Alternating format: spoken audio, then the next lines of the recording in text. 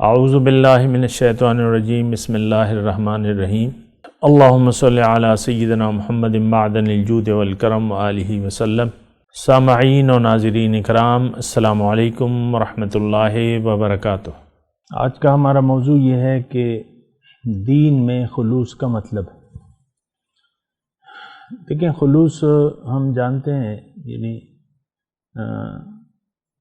خلوص کا مطلب یہ ہوتا ہے، عام طور بھی ہمارے کہ بھئی تم میرے ساتھ، بیوی میاں کو کہتی ہے کہ تم میرے ساتھ مخلص نہیں، یا شوہر کہتا ہے بیوی سے، جو بھی ہے خلوص مخلص مطلب آپ جو بھی جس سے بھی آپ کا سامنا ہے یا تعلق ہے اس میں خلوص، یعنی خالص تعلق آپ قائم کرنا چاہتے ہیں یا رکھتے ہیں، تو اس کا مطلب خلوص ہوتا ہے۔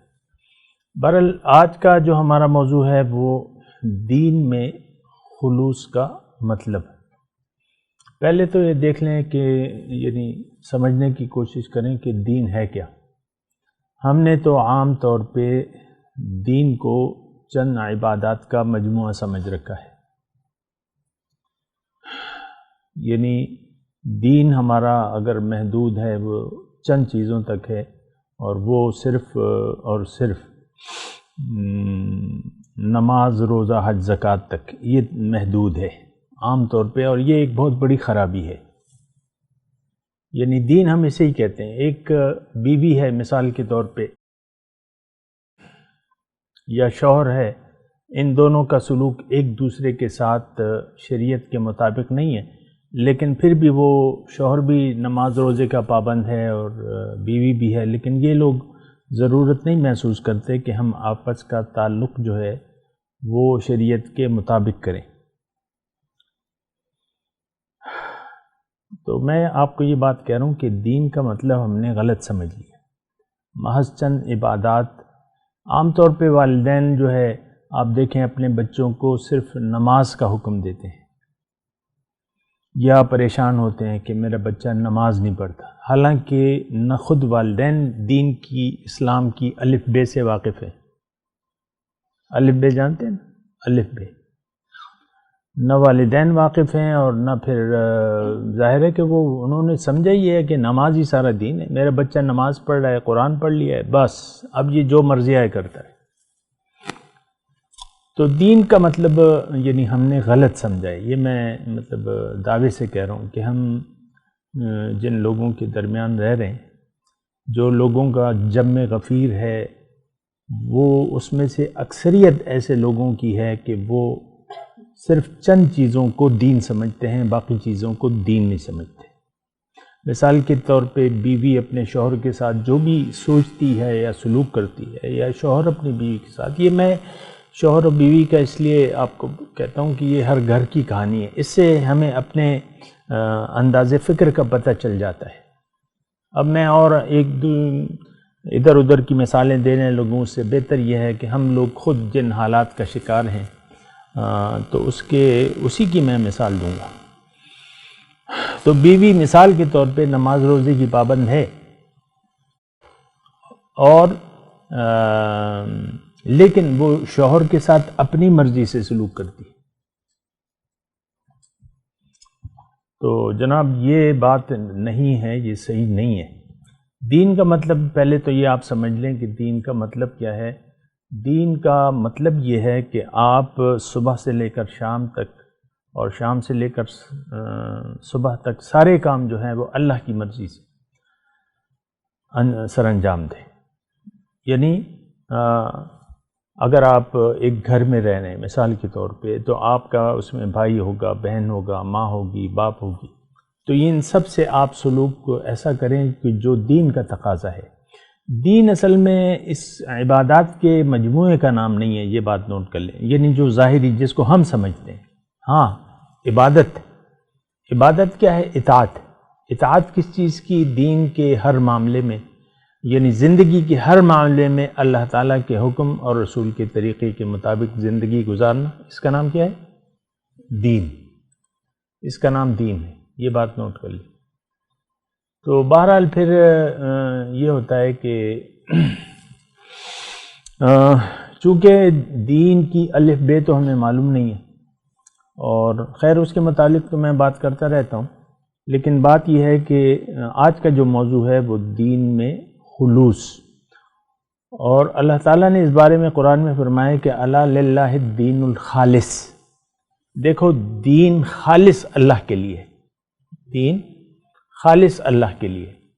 پھر دوسری جگہ اللہ تعالیٰ نے فرمایا قرآن مجید میں کہ فاعبد اللہ مخلصا لہ الدین، اللہ کی بندگی کرو اور دین اللہ کے لیے خالص کر لو۔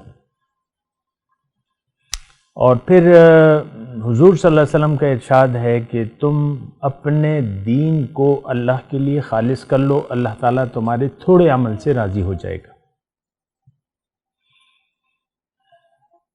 کیا مطلب؟ اپنے دین کو، یعنی جو طرز زندگی ہے آپ گھر میں آپ ہیں، اس میں آپ کے جو بھی ہیں یا آپ کے جو بھی ارد گرد لوگ موجود ہیں، مثال کے طور پہ قرابت دار ہیں، رشتہ دار ہیں آپ کے، اس میں آپ کے بھائی ہیں، بہن ہیں، اور سارے جو رشتہ دار ہمارے آ رہے ہیں، باپ کی طرف سے، ماں کی طرف سے جو رشتہ دار آ رہے ہیں، ان کے ساتھ سلوک عام طور پہ، اب بیٹا نماز پڑھ رہا ہوگا لیکن باپ سے تیز آواز سے بات کر رہا ہوگا مثال کے طور پر، یا ماں سے تیز آواز، یا ان سے یعنی غیر مناسب انداز میں گفتگو عام طور پہ کرتے ہیں لوگ، خیال تو نہیں رکھتے۔ باپ آزادی دے دیتے ہیں کہ بھئی تم بات کیا کرو، تو وہ اونچی آواز میں بولنے لگتے ہیں گھر میں۔ اسی طرح بھائی کا جو ہے خیال نہیں رکھتا، بڑا چھوٹے کا، چھوٹا بڑے کا خیال نہیں رکھتا۔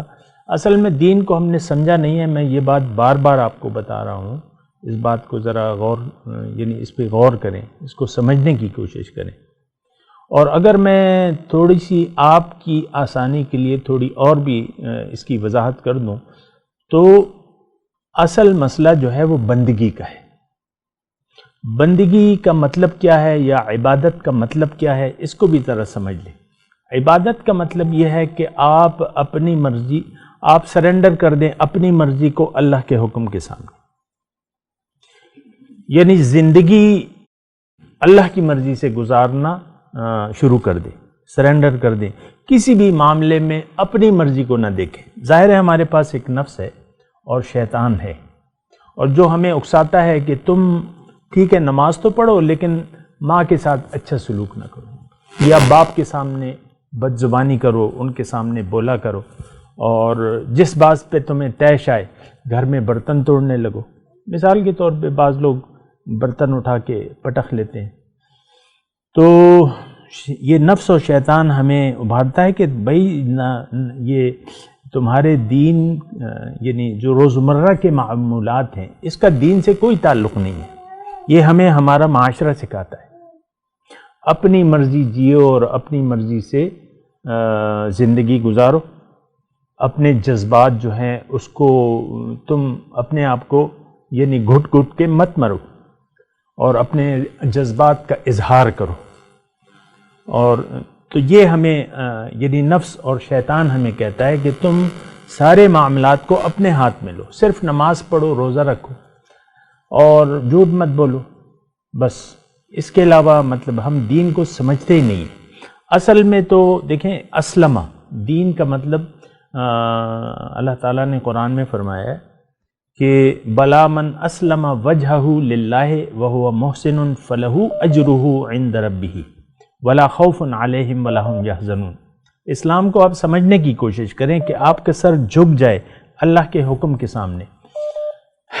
اور جو آیت میں نے آپ کو پڑھی ہے تو اس کا ترجمہ یہ ہے کہ جس نے بھی اپنا سر جھکا دیا اللہ کے حکم کے سامنے اس کے لیے اجر ہے۔ دین کا مطلب یہ ہے کہ آپ زندگی اپنی مرضی سے نہ گزاریں، اللہ کی مرضی سے گزاریں۔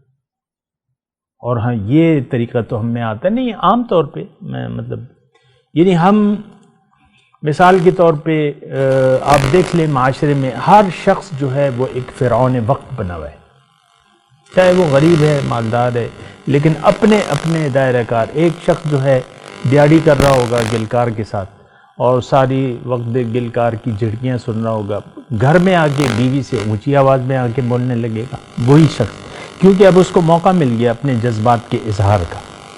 جو دیہڑی مار شخص تھا وہ اس کی بیوی چونکہ اس کی محکوم ہے تو اور اس نے ملکیت سمجھ لیا ہے کہ میں جس طرح چاہوں مرضی اس سے سلوک کر سکتا ہوں، تو وہ گلکار کی جو راج ہے یا گلکار ہے اس کا غصہ جو ہے وہ پھر اپنی بیوی پہ آ کے نکالتا ہے، یعنی باہر کا غصہ گھر پہ آ کے نکالتا ہے. یا بچوں کو آپ دیکھیں، بعض بچے جو ہیں والد یا ماں، عام طور پہ تو والدی ذرا سختی کرتے ہیں نا، تو ان کے خوف سے تھر تھر کانپتے. ابو، مائیں بھی اکثر ابو کے نام سے ڈراتی رہتی ہیں کہ دیکھو ابو آئیں گے تو میں تمہاری شکایت لگاؤں گی.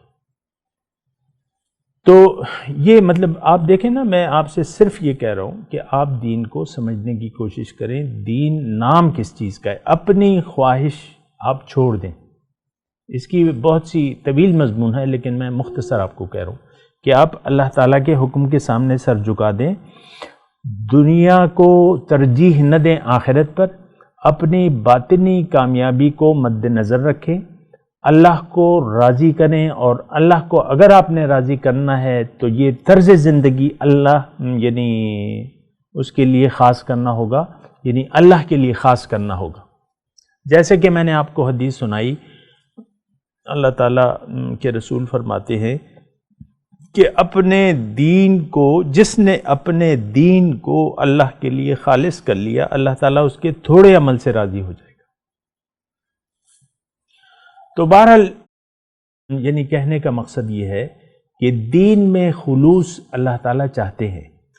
اچھا، اس میں اب دوسری بات یہ ہے کہ دین میں خلوص پیدا نہیں ہو سکتا، یعنی خالص زندگی کو آپ اللہ کے لیے خالص نہیں کر سکتے جب تک آپ یعنی آپ کے ذہن میں دین کا یا جو زندگی ہے اس کا کوئی مفہوم واضح نہ ہو.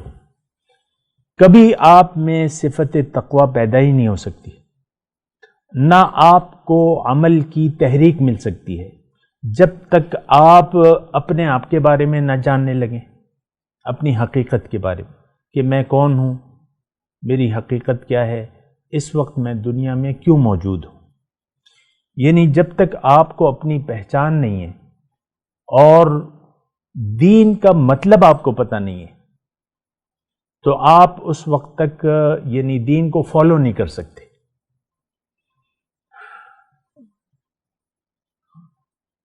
دوبارہ میں یہ بات کہتا ہوں، جب دیکھیں دین کو، اصل چیز تو ہے دین اور خلوص آپ میں پیدا نہیں ہو سکتا جب تک ایک چیز کے مقصد سے آپ واقف نہ ہو.